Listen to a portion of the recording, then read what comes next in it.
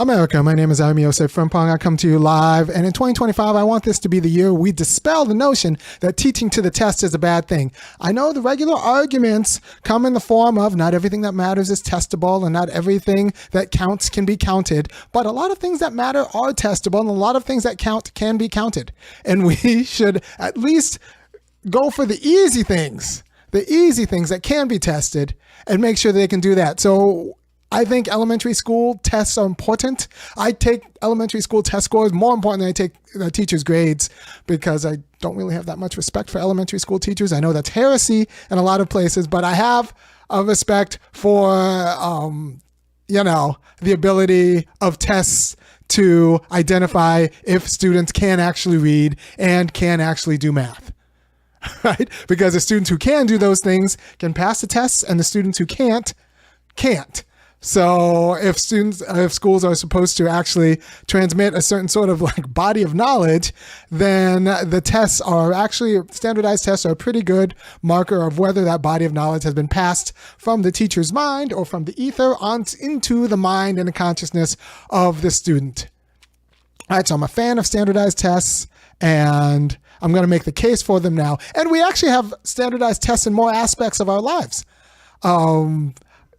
Confirmation, if you're of the Christian faith, some Anglicans, they do confirmation. That's a test. And teaching to the test is supposed to make you more spiritually worthy. And if there's something that's supposed to not be counted and not be so materially drawn as spiritual development, you would think that confirmation would go by the wayside. And yet, people take confirmation seriously. And you know what? It makes better Christians. And you know what? Depending on who you talk to, your bar or bat mitzvah, not only are you teaching for the test, you get paid when you pass it. So you're teaching, kids are learning, organized by a test, and then at the end of that test, they get money from all of their compatriots and a big old party for having their entire spiritual formation being organized by this test. Right? And that's something that's supposed to matter. That's not some vulgar bit of buffoonery. This is your bar bat mitzvah. This is supposed to be the test that shows that you're a man or a woman.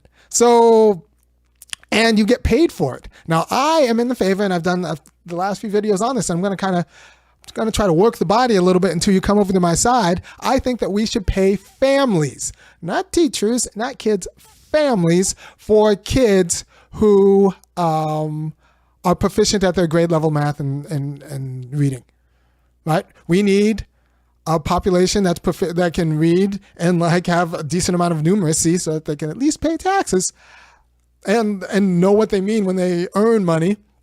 So we need them to have decent numeracy, and we need them to be literate in order so that they can govern as Americans with us and work in civil society and themselves be adequate family members. So we have a social incentive to make sure that our entire populace is literate and has decent numeracy. And I think we should just pay parents to make sure that's the case, as opposed to just throwing good money after bad at schools. We should just pay parents and then allow parents to work with the schools or find a private option, whatever, as long as at the end of the year, the kids can do grade appropriate. They don't have to be distinguished. They don't have to be excellent. They just have to be proficient at that grades, math, and reading, right? And so I think that would be a good thing for America. I think it would revolutionize both American parenting and American education in a good way. I think it'd be good for public schools. I think it'd be good for the public, and I think it'd be good for our democracy. But you're going to find people who think that it's gauche that we should teach to a test and have so much organization around an end of the year test and have parents be so invested in this test. But actually, tests are a fine thing to be invested in. They're supposed to test something. And, it shouldn't have to be that big of a deal. It's pretty much in this household, if my kids had to take that, it would be free money. It would be free money, right? So all you have to do is be grade level proficient. I'll even do a grade down, as long as you're not falling off a cliff. Because a lot of our students fall off a cliff and then we don't care. We just socially promote them. And if you're just going to socially promote people, why even have public education? It's not just a daycare service. If you're just going to have a public education system built on social promotion and all of these excuses, why even have a public education system? Right? So I think we actually need a public education system. So in order to save a public education system, I want to bring in parents, bring in families, respect the family as a unit, and give them a ton of money for doing their family in a way that I think is productive of a good society. So the people who say that I would gear education towards a test, I think that's fine. I think the tests are good things, unless you have a problem with the bar, and we shouldn't give being a lawyer towards the bar or medical boards, and we shouldn't give being a doctor to medical boards. We have an understanding that tests are actually good things. We just don't think that Americans should be we just don't think that either all students can and should learn, or that parents should be primarily tasked with making sure that all kids can and do learn. But I think both of them, and I want to pay parents to do that job.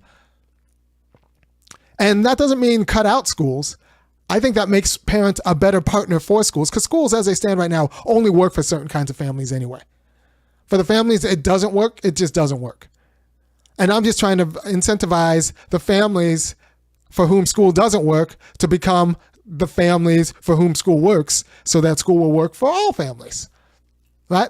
And so we need to dispel this notion that teaching for the test is bad. Not only do we, and that paying people for learning for a test is bad. Like I said, in bat mitzvahs, there's a lot of money that swirls around, and it all comes to, comes down to a ceremony that's like the telos, the end of a long educational process. And that's a good thing, because there's nothing necessarily degrading about the test. There's nothing necessarily degrading, and there's nothing necessarily degrading about paying the little 13-year-old girl and boy who went through the ordeal, the ordeal of learning for that test. And then they did well. They were proficient. They weren't excellent. So not all bar mitzvahs are equal, but either way, you pay them for being proficient, and that's a good thing for their spiritual and cultural development, and that's not a bad thing. And I just think that kind of ethics should be brought into our schools, right? And that's different than the high stakes testing of some East Asian countries, where everything comes down to this test at the end of the year, and it's high stakes. I'm just talking about proficiency. I want kids in kindergarten to learn phonics. And if you know that CH makes the ch sound, then you pass and your family gets $20,000. I said before that I think any family that comes in and their kid can count and can identify phonics with letters and make the appropriate sound coming into kindergarten, if you can do that, just $20,000 to your family. And then $10,000 every year after that if they keep at the grade level. Just proficiency.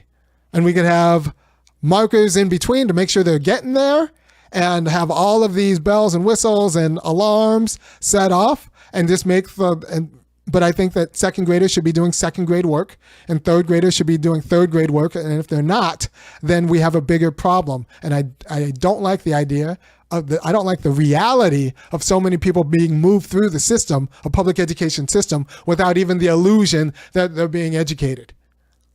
So I want to dispel that, and I want to get parents on board with helping me dispel that. And that means we're going to have to teach the test. And unlike No Child Left Behind, what punished the teachers, I want to actually bless the parents.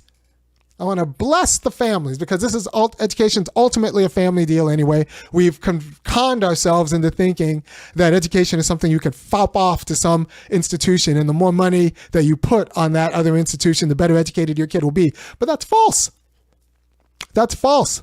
You can't pay other people to educate your kid if you aren't willing to educate your kid.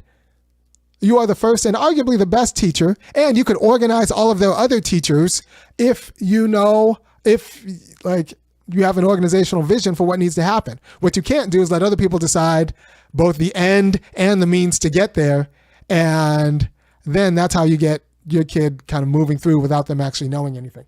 because you've checked out. You decide the end, and the end is this test, and then you kind of organize the means if you don't feel comfortable getting them there yourself. And the means could be public school, it could be private school, it could be co-op, it could be whatever you want. But at the end of the year, if the kid passed the grade appropriate tests, they get 10 grand. The family gets 10 grand because it is a family project. The children's education isn't just the child's project, isn't even primarily the child's project. It is mostly the family's project. And I want to bring the family back in and strengthen families that way and strengthen the relationship between families and the kids' education in that way. And I think that's appropriate. I think that's ultimately good for public schools, whatever, for private schools. And I think it's ultimately just good for families and the way we talk about the family's responsibility and benefits for educating their children and being serious about educating their children. So I think someone says, where I grew up, disparities between advanced kids and core kids were so bad that they made a separate school for honors kids. The core kids were mostly remedial and special ed. Yeah, that's like, we can fix that. We can fix that. We can fix that because once you get off the train, I'm starting to realize once we get off, I'm starting to realize that once you get off the train, you don't get back on. Once these kids fall off in second and third grade, like they're just behind, and we just tell ourselves stories about how they get caught back up, but they don't really get caught back up to be competitive. And they're just never they're not even in the game with my kids, but they don't even get competitive with their own grade level, like in the main, right? So I just want people to be open to alternatives. And I think open to actually taking the family's responsibility seriously and the family's ability to do this seriously. A lot of people say like, well, parents are too busy working. Parents are too busy. You're not too busy to teach your kids phonics. And if you're too busy to do that simple stuff, then you're too busy to teach them to brush your teeth. You're too busy to be a parent pretty much. So like if you can do the other things, you can do this. We just need to tell you that we'll pay you to do this, so you prioritize doing this.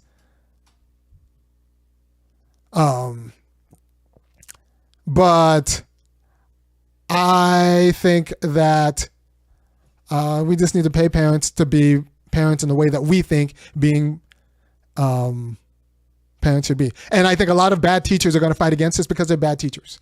They're just bad teachers and they don't want to be responsible. A lot of them are white women, but not just white women, but a lot of them are white women that are allergic to accountability. And they don't want to be responsible for actually teaching or sounding the alarm when what's supposed to be taught isn't taught. Right? So I just think that we need to, just be serious. Because right now our public education system isn't really a compulsory education system. It's a compulsory attendance system, kind of. And we don't care if you learn, we just care if you show up. But that's not public education.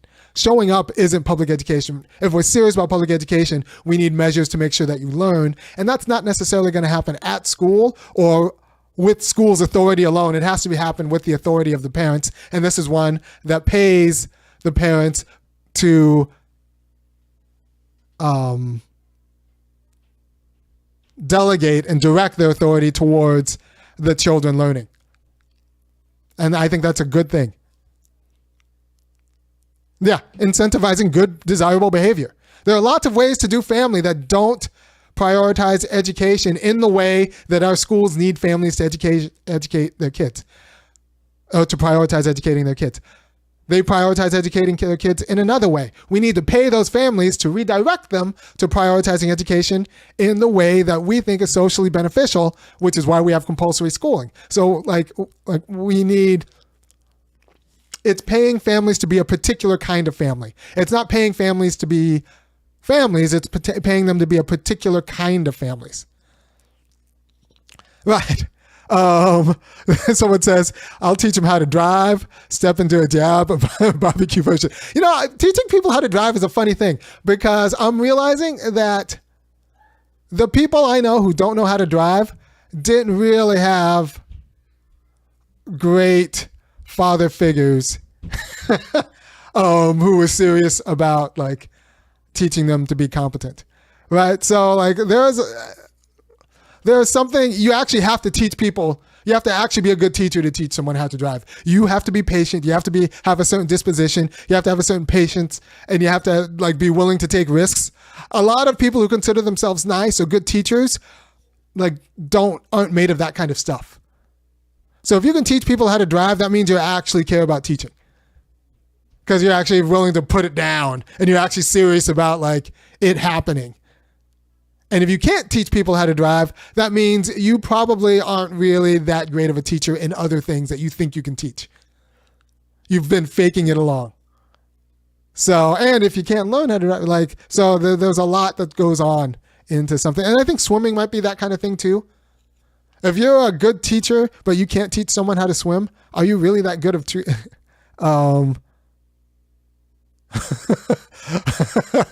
are you really that good of a teacher? Because like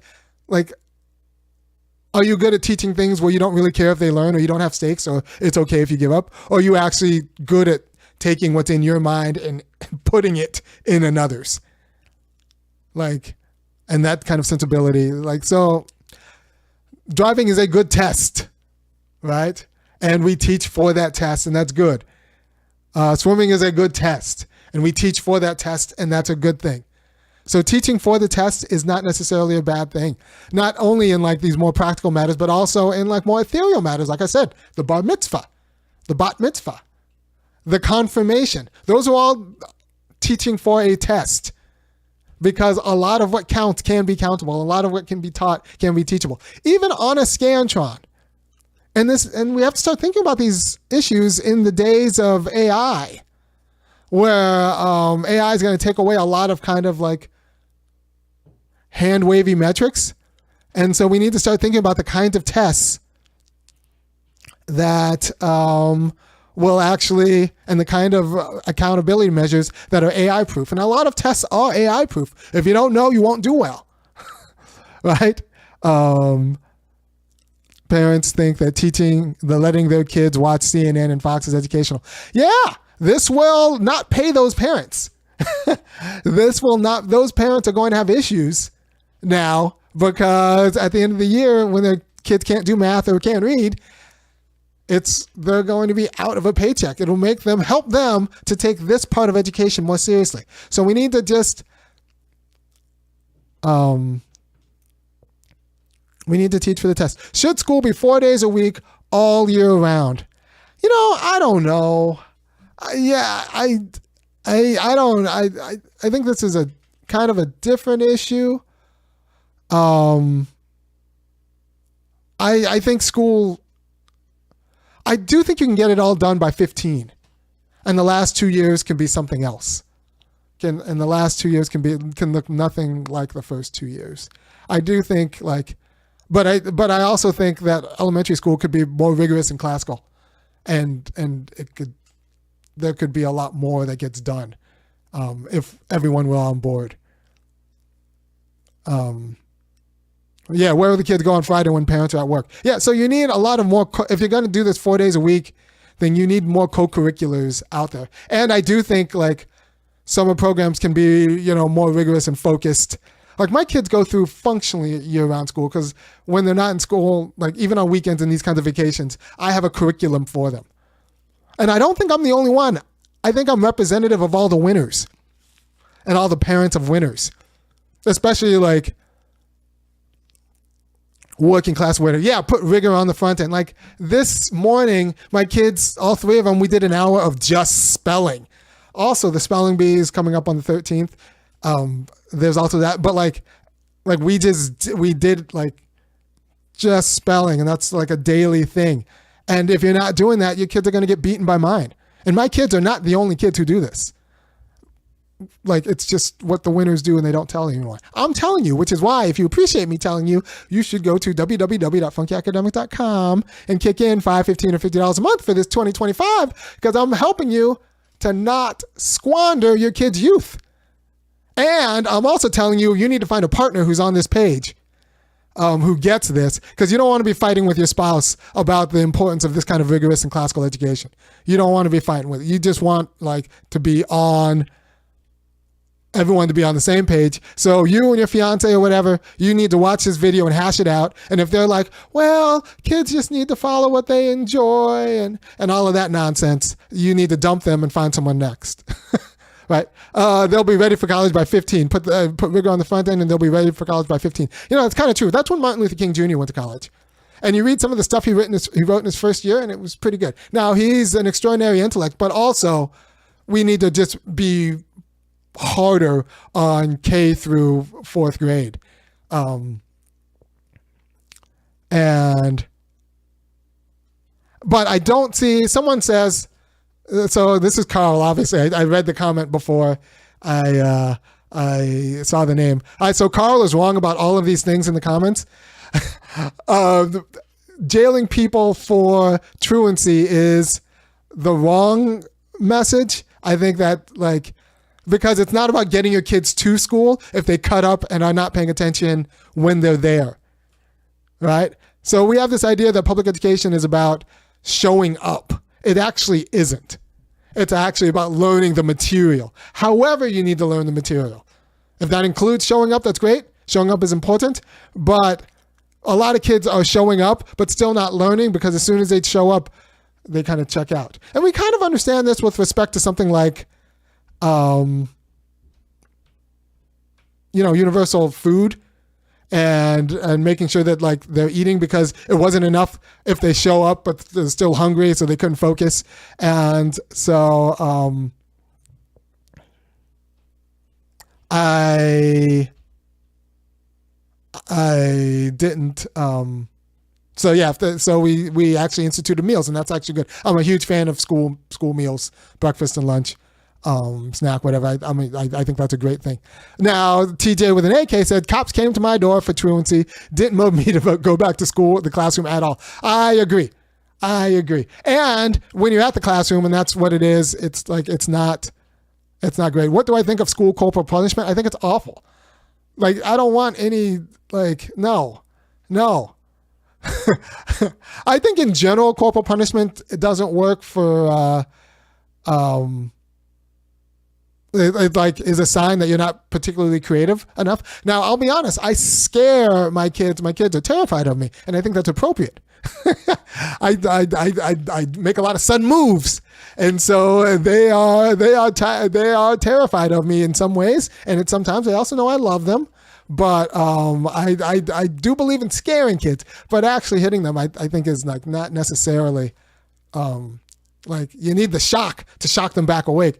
But I'm not. I think people who go right to the corporal punishment I think are not particularly creative. Not particularly creative. You got to just catch them when they wander off, and that I think is the skill of a teacher, is to notice when it's getting in and when it's not. When it's getting in and when it's not. How do you teach your kids differently than you teach I do not. I speak to my kids the same way I spoke to college students, and I teach my kids the same way I teach college students. And I think that's perfectly appropriate. I do not. Hold on, what's going on? Is there something wrong with my feed? All right, I'm going to pretend that my internet's still going, and I'm going to keep talking to you. If there's a problem, go ahead and tell me in the chat. Good. It looks like I'm back. Yes, I will. I speak to my kids. And I speak to college students the same way. And I think that's a good thing. And I think that's a good thing for the college students. And I think it's good for my kids. And I teach philosophy too. So my kids are pretty philosophical with respect to that, because that's just the way they understand how to be. And I speak to you the way I speak to the children, and the way I speak to the college students, which I think is good for everyone involved. And they just know the stakes. So teach for the test. We do tests in all aspects of our society, and teaching for the test is a good thing insofar as it organizes teachers who might not themselves be so creative or competent in designing material. And like the AP system is teaching for the test. Now, I think the College Board might have a little bit too much power that's unchecked in deciding what goes on, for example, in AP US History class. I think that should be more of a public process, because I would put different things on the test. But if they put it on the test, the kids learn it who then go take that test. So if we're against and so if we're against teaching the test, that means we're against like the AP and IB program. So I am a science teacher. My district's proficiency rate for state science is single digit. Yeah. So that means by the time they get to you, they're already gone, unless you're teaching at the early level. So we need to redesign, not the test. We need to design the ancillary, the subordinate and secondary tests in previous grades, so that we catch them before they get too far gone. Because by the time they get to high school, they're gone. I should do a whole video on physical education. That's going to be my next video. Thank you, Carl. You're actually kind of useful. I should do, because physical education could be awesome. PE is very important. If I were I could do as much philosophy as a PE teacher. Maybe not as much, but I could do a lot of philosophy as a PE teacher than I could as like an English teacher. Really good PE teachers, where it's just not like throwing a bunch of balls and calling it recess, are worth their weight in gold. I didn't know that until I had the difference between a good PE teacher and a bad PE teacher at our public school system. And we need physical education could be a thing where we actually teach people how to do things with their body, and teach people how to care with their body and participate in sports and games and test their body and understanding that. PE could be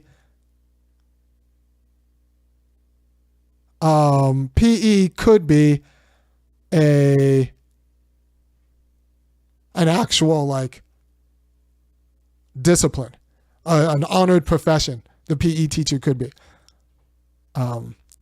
If we test for the test, it will produce students that can solve abstract questions. Yeah, I do think if we teach for the test, it will. Diamond Dave, hey, what's up? I remember meeting you at the airport. Don't think I forget my people. I do think that it will allow people to solve abstract questions, because what the test does is it calls on you to take abstract knowledge and particularize it in a concrete situation. So you need to apply whatever theory that you've learned in this concrete situation. And you need to recognize which theory applies to this concrete situation. So I like actual standardized tests more than I like grades, because I think teachers are horrible with respect to grades and biased all over the map. So standardized tests for everybody gets away with teachers' bias, which I think we underestimate. So I actually think there is a way to teach for the test and develop creativity in problem solving, insofar as the test just needs to be designed to call upon a non-obvious solution. A non-obvious method to address that solution. Right? Word problems can be on a test where you have to figure out how to get to an answer, the right answer. And it's not going to determine which method you use to do that, but it will determine a facility. It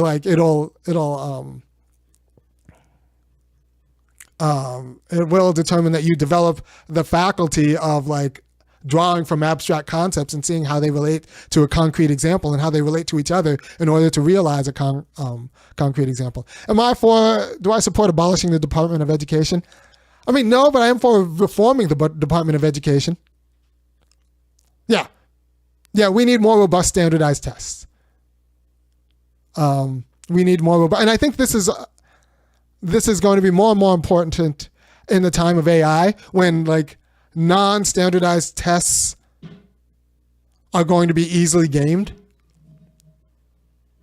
That I think non-standardized testing material and are going to be easily gamed. Go back you are graded against your cohort, not all others. Go look at MCAT scores and acceptance rates, plain of day. Well, I mean, there's going to be a correlation and causation, right? Because you get accepted because of your MCAT score.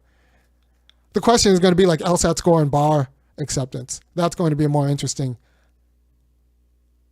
test. So I think if we make tests harder, I think we teach for the test. We just make tests explicitly the goal, and then we're good at the test. And then, like I said, for my purposes, proficiency is fine. My worry is that like we're passing people through public education without even caring that they're proficient at public education.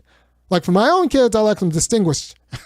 But for Americans, I just in general, for the people who I want to work with, for and under and above and all of that stuff, I need them to be proficient, everyone. To be able to be, and that's just the truth. And I think standardized tests are like tests for a different skill set than grades. And I actually think the skill set for standardized tests is more important than the skill set for grades in a different way. I mean, grade inflation is a thing because if you give girls a B, they freak the fuck out. So that's why grade inflation is what it is. And that's just kind of what it is. Right. So, that's where we're at right now. Teach for the test. We do it with bar mitzvahs. Pay people for the test. Teach for the test and pay families for the test. We do it with bar mitzvahs. We do it with bat mitzvahs. We do it with the bar. We do it with the boards, medical boards. We do it everywhere, and it's because it's not the worst thing to do, especially since what I'm talking about is just proficiency. Since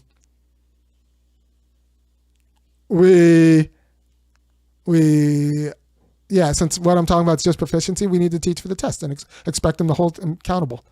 Right. So like I just remember the first crying white girl I had in my office for getting a B, and I'm just like, do I need to call some service to come remove this shiksa from my office? Grade inflation is like dealing with white girl tears and like the ordeal that is. And so like that's a lot of that. And then everyone just kind of goes on to there. By the way, I need you to go to www.funkyacademic.com, kick in $5, $15, $50 a month, because talking like this often gets me called a misogynist, although it's simply right. We can fail, guys, and they'll get mad, but like we're not going to like distort systems. But when you start giving girls bad grades, they freak out. And it starts at an early age, and they get anxiety disorders and all of that stuff. So that's why like grades aren't the greatest markers of anything. I want the test. Pay people for the test. If you can read and do math, you will do fine on the test. Did you go to a primarily black early education school? I did not. I went to a primarily black school, I think maybe 4th and 5th grade, but for the most part, I've been in white institutions. Until I went to college and I was at an Asian institution. And that's when I went to the Asian institution, that's when I learned, these guys. And then I did grad school at a Jewish institution, Brandeis. Went to college at Berkeley and then went to, did my master's at Brandeis. And that's when I realized at Berkeley, other families actually have better cultures around this.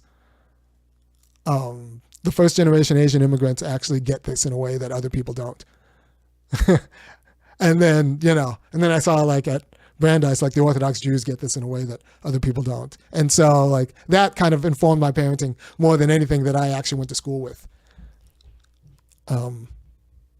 My own parents. I do not parent the way I was parented. My mom was not a great parent, but she was not a great parent in a way that's understandable given her generation and her disposition.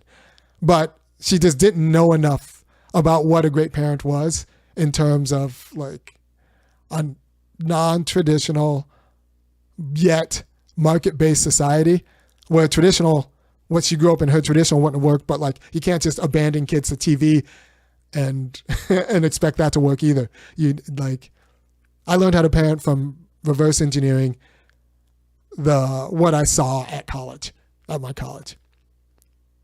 And it doesn't take a village, it takes parents. And then parents can come together and make a village. But if you don't have parents, the village won't save you.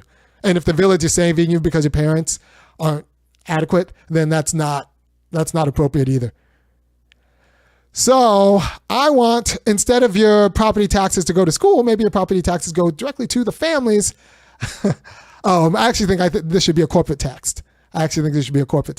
So you tax corporations and pay parents for making sure that their kids are at grade level. You don't punish them for they're not at grade level, but you do pay them if they are at grade level. Because we want to incentivize a quality of parenting that we think is actually appropriate. But there are other qualities of parenting, but we don't think that those qualities of parenting, while legitimate, are not exactly will uphold American society. So we're paying people for you to parent in a way that we think is appropriate for American society. That means you can do the grade level stuff when you're at that grade level. Like we're just paying you for grade level parenting, which is, I think, appropriate. Right? That's real public education. Thank you for your time. And the tests are your friends. Should teachers treat most students like a tiger dad? Should teachers treat most students like a tiger dad? No, because you don't know what I do at home. If you did, you might want to call DCFS, but you don't. Ha, gotcha. Right. So, I'm pretty hard on my kids. And so I don't think the teachers have that sort of discretion and power, and they shouldn't, but they should be upheld by tiger dads. So I'll provide the stick in a way that maybe teachers aren't positioned to do, because I actually have to live with the kid and I'm invested in the kid in the way that teachers aren't, right? So my problem right now with teachers is they really are a short-term fix. Right. The teachers don't really care what happens to the kids in 5 years. But parents are actually invested in the kids in the long term, and that actually matters. Right. No, the tiger method is actually just appropriate parenting, because you have a market society that wants to distort your child. So you need to actually play defense against the market society. Vivek Ramaswamy's tweet was actually right.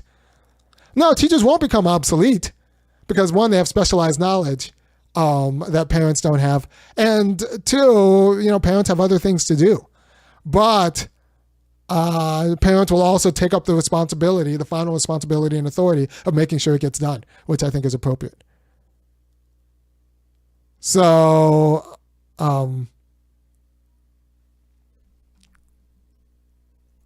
yeah. I often scare my children over the course of a lesson. They are terrified, which I think is appropriate. Like, they should be scared of becoming losers. They should be scared of not learning the stuff. Which I like, yeah. People will tell them it's okay to not learn the stuff. I need to scare them straight out of that notion that they that it's okay for them not to learn the stuff. And so I often do. And they're grateful and they love me and they can do all of the things, which I think make for success. Do I think standardized tests will matter in a world where automation and AI will replace most manual jobs? Yes. Yes, because like I said, standardized tests allow you to bring an abstract concept into a particular situation and apply that concept in a particular situation and think through a solution, right? This idea that AI takes everything that we need thinking for is ridiculous. Like, AI doesn't, there are a lot of things that require problem solving and attentive care and concern, and AI and robots aren't going to do those things. I worry that AI will take care of a lot of jobs where you don't need to think. So I think the standardized test jobs are the jobs that are actually safe from AI, because they actually call for you to think and problem solve or create beauty. Right? I'm asking a teacher, should I be hyper intense? Yeah, right. Yeah, I think the teachers and the principal need to get on the same message. I think so. Like, I think you should scare kids about them not learning and what it means to be a wastrel in society, to be an also-ran, to be asleep, right? Everyone with a perfect SAT scores are not the most financially or spiritually set people. On the job, you have to execute tasks, not so much about taking a test. Yes and no. I mean, I know a lot of people with perfect SAT scores, and they're all kind of functional. I also know a lot of people who can't read, and those are not the most functional people. So, like, give me a pinch. I'll take the kid with a perfect SAT score, because it's not like there's a quality of problem solving it takes to do, to get a perfect SAT score that, like, I could train them to do a different, other kinds of things. Right? Only one billionaire was a valedictorian. I don't know. That sounds like some lady cope. You just keep going on your woo woo, and I'll keep telling kids to be winners, and we'll see how, like, whose progeny does better. All right. So we need all types to form a functioning society. I hate to say it, but someone has to collect trash. Yeah, I don't have a problem with people collecting trash. I think they should be paid well to do it. I also think those people vote and then have political opinions and are also going to be like volunteer soccer coaches and stuff like that. Because if you pay trash, that means like you're off at like 2 p.m, which means that you're the perfect class of person who's going to coach a rec league soccer or is going to do other things, right? So I think they should be people too. I think they should be people too, and have all of the problem solving and ability and the numeracy and literacy of someone who's not collecting trash. I wouldn't mind collecting trash if it paid well and had good benefits.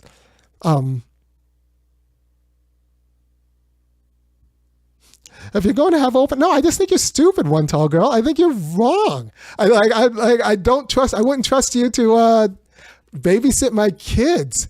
Like, I don't think I don't find you to be a serious person. We're just going to disagree. You can have your different point of view, and I could think that you are, like, not serious about the problem, because if you can't read and you can't do basic math, then, like, you're, like, not a functioning person in society. And I want kids to be able to pass tests that call them to be able to read and do basic math, right? Because school's supposed to teach them that, and it's not teaching them that, so we need to bring in reinforcements, and the reinforcements should be the primary enforcement to begin with, the parents. And so I want to pay parents to make sure that kids can do these things.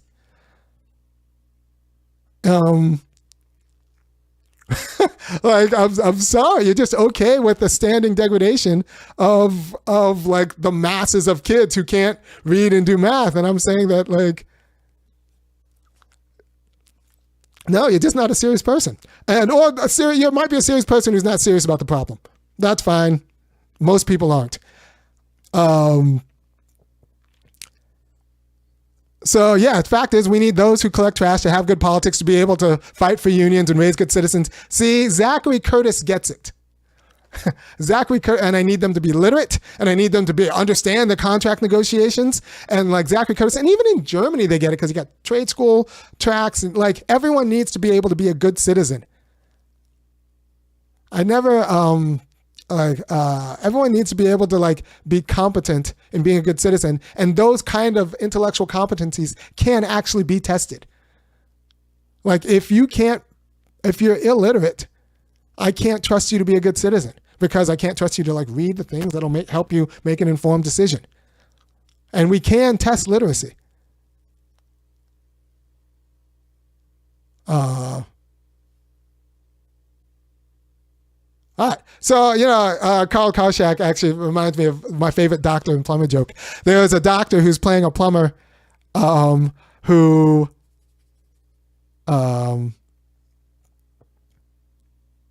there's a doctor who's paying a plumber to do work in his house, and the plumber gives the doctor the bill, and the doctor says, "Whew, that's more than I make, and I'm a doctor." And the plumber says, "Yeah, that's more than I made when I was a doctor too."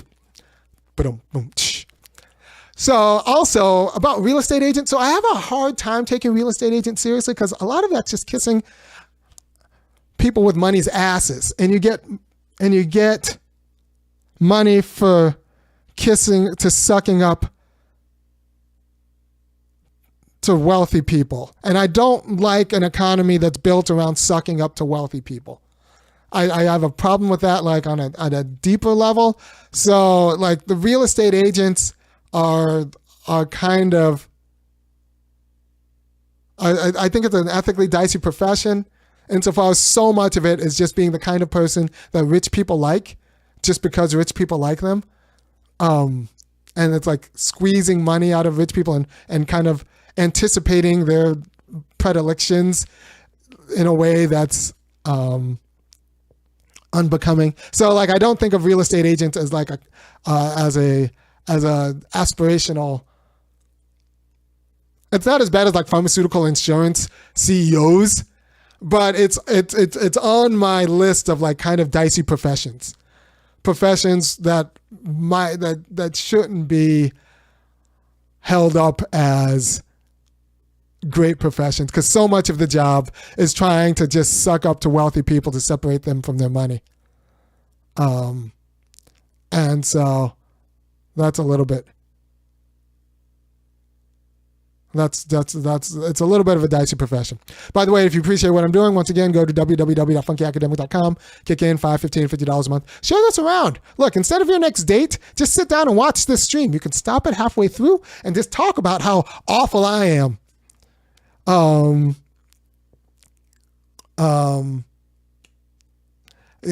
do that and chop it up. And then talk about it in the comments, right? So yeah, Zachary Curtis. I think Zachary Curtis and we could be friends. We could figure this out. Yeah, there's an entire like genre of professions. Actually, write these in the comments. The entire genre of professions that are ultimately just sucking up to rich people, in a way that is really unbecoming. And someone should enumerate a list of jobs that are purely just about. They don't really benefit society as much as the sucking up to rich people, or it's about sucking up to rich people much more than the actual benefit to society, and the pay is targeted towards how well you suck up to rich people, not how much you benefit society. And I think real estate agents are in that. We might need them even in a well-ordered society, but their job disposition would be different. It wouldn't just be a matter of sucking up to rich people, which I think real estate agents, their job disposition is, sucking up to rich people in a way that going them. So what do you encourage your kids to pursue careers and intellectuals? So honestly, I wouldn't mind if my kids would just, I think my kids would be excellent judges. But if they were academics, that'd be fine. Like, I don't think AI is going to take away higher academia, and I think being a professor is a great gig. I'm giving them the quality of education I wish I had, and like if they end up being law professors, great. If they end up being philosophy profs, great. Like I think that's what it is. I don't know, and I'll be honest. This is where. I was talking to my wife about this because she doesn't know either, because she's been always been nonprofit sector. I don't know enough about private sector work at the middle to top. I had menial jobs. I graduated college and didn't work menial jobs for like over a decade. I don't know the private sector. I do not this is my private sector foray. Besides like the retail clerk. Like I met my wife when I was working as a cashier in a bookstore. Right. So I do not know enough about the private sector. From what I've seen, there's a lot of dicey work in it. So I'm going to end up learning about the private sector from my kids. Maybe I'll raise smart kids, and then they'll go off and, work at a, construction management firm or something. And then they'll come teach me about like real upper level private sector. Because my only experience with the private sector has been at like the most menial entry level jobs, because it's just a place where like anytime you mouth off, don't you just get fired? And I always needed jobs where I can mouth off. So I always went for jobs where I was way overqualified for us. That way I can mouth off. Or, I studied philosophy, allows me to mouth off, and then I can mouth off to here.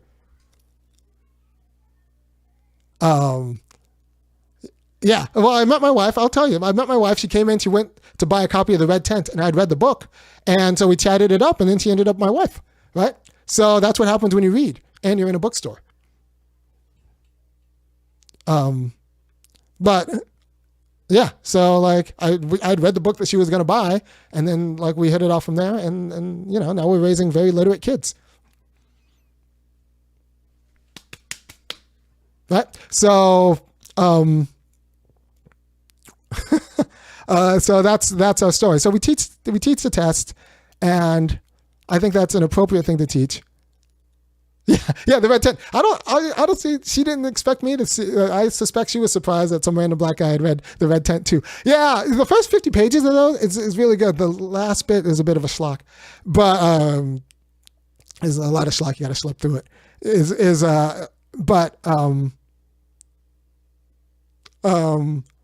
Yeah, I think that's where we are. That's where we are in America. We need to just be serious. Can't mouth off in the real world. Not even the big shots get to do that. To lead, you must learn to follow. Yeah, see, I don't think that's true. I think some people can mouth off. Like Elon Musk is the richest man in the world, and all he does is mouth off. Every now and then he reins it back, but for the most part, he's allowed to mouth off. And some people hide behind being autistic or whatever. But I just think that we need to be able to mouth. We need to be able to mouth off. And I think people with hard skills, or even like intense soft skills like myself, can mouth off and actually find a good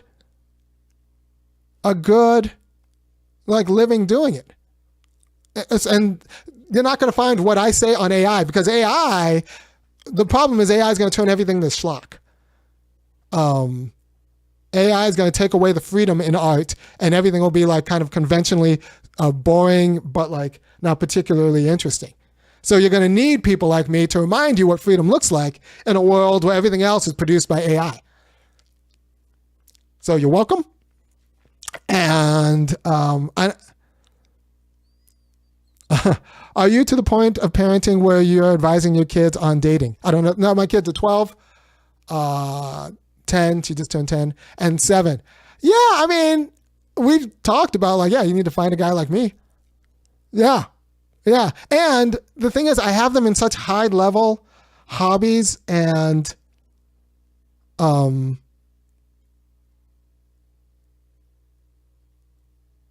God, one tall girl, you're so in your feelings. Just suck it up and stick around. You're learning. So I have my kids in such high level hobbies that I want them to be around the kind of people and be attracted to the kind of people they're around, that it won't be an issue. For example, like, my kids on like youth orchestras and intense sports teams and like things like that. So the kind of people they're around, the kind of people they're doing things with are people who know how to get things done. And so they'll just end up with someone like that. So I'm a big fan of like intense extracurriculars, high level extracurriculars. And, I was in quite a few youth orchestras when I was a young lad. Jesus. Everyone, I'm looking at one tall girl's comment and thinking, this is the problem with women, like in power. Everything's about their feelings. And as soon as their feelings get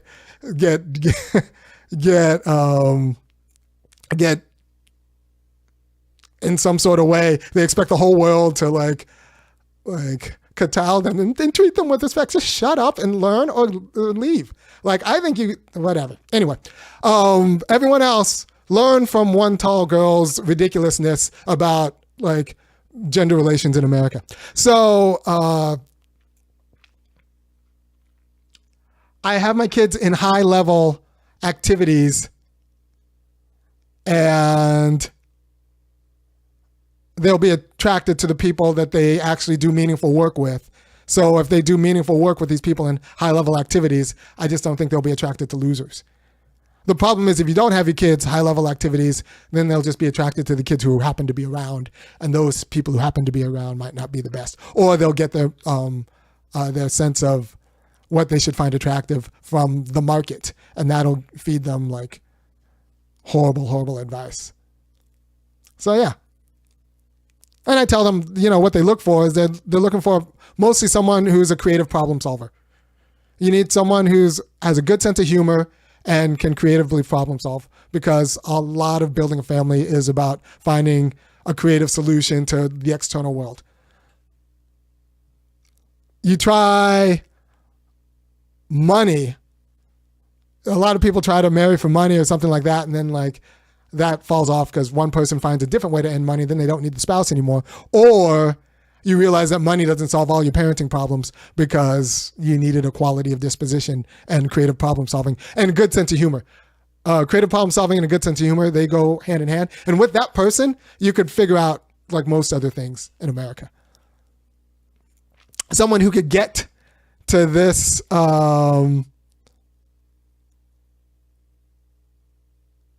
someone who could get through this without getting horribly in their feelings. You need to find someone like that. Someone who can get through this without sass. Yeah, anyway, that'll just end up in a divorce.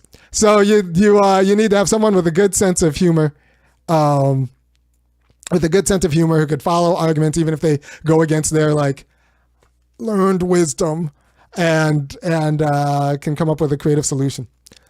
And I think that's kind of a good thing. All right, so from my experience, again, gastrointestinal Sagittarius are the worst. Yeah, I don't, people think of nursing and teaching as the healing professions and good people, and I think you'll find good and bad if you're a guy trying to date nurses and teachers. I've dated a lot of nurses and teachers, and I just think you're good and bad. What I don't know about, honestly, is the private sector. The private sector. I don't know enough about that, but I can tell you things about other things. All right. Thank you for your time. I'll talk to you about something else at a different time. If you take nothing from this, learn teaching for the test is actually a good thing. We're okay with it with bar mitzvahs. We're actually good with paying people to teach for the test with respect to bar mitzvahs, and paying people for taking the test and doing well on the test for bar mitzvahs, bat mitzvahs, confirmation, the bar, medical boards, the MCAT, the driving test. We should actually embrace teaching for the test, and actually just, instead of putting it all on the teachers, which I think is the major problem, we need to incentivize and bring in the families to support learning for the test. And this is just about proficiency. I don't want a cutthroat culture in that I've heard in some Asian countries where if you don't get the highest, you're screwed for the rest of your life. This is just proficiency. Right now, I'm just looking for second graders to be able to do second grade work. Every second grader to be able to do second grade work. And what do we need to do in order to help teachers make that the case? IEPs are one example, but I actually just think a cultural reorientation of what families do for their kids' education would fill in the gap. Publicly articulated and publicly supported. And in the United States, we support people by throwing money at them. That's how we make situations whole in court. How do we make this situation whole? Which means we write a check. We want people to do things, we pay them to do it. We want parents to parent this way instead of that way, then we need to pay them to parent this way instead of that way. Because that way is a legitimate way of parenting, but it's just not going to work for our national project. So we need you to parent this way, so I'm going to pay you to parent this way. If you want money. All right? And if you don't want money, or if you have enough money, you can parent any way you want to. But if you don't want money, I'm gonna incentivize you to parent in a way that will lead to your kid being proficient at reading and math.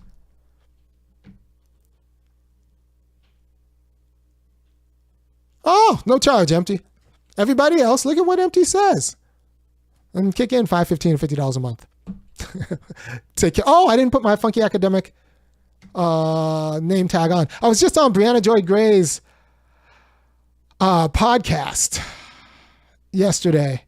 And I think it should go pretty well. I think the people, it was me, Zed Jelani. What did we talk about? We talked about Vivek Ramaswamy's castigation of white Americans being kind of lazy. And we talked about that. And I think it should be a pretty good discussion. It should be a pretty good discussion. I think people it should be good. Brianna should release it, when she releases it, probably in a week, or she edits things. So, all right, take care. Talk to you at a different time.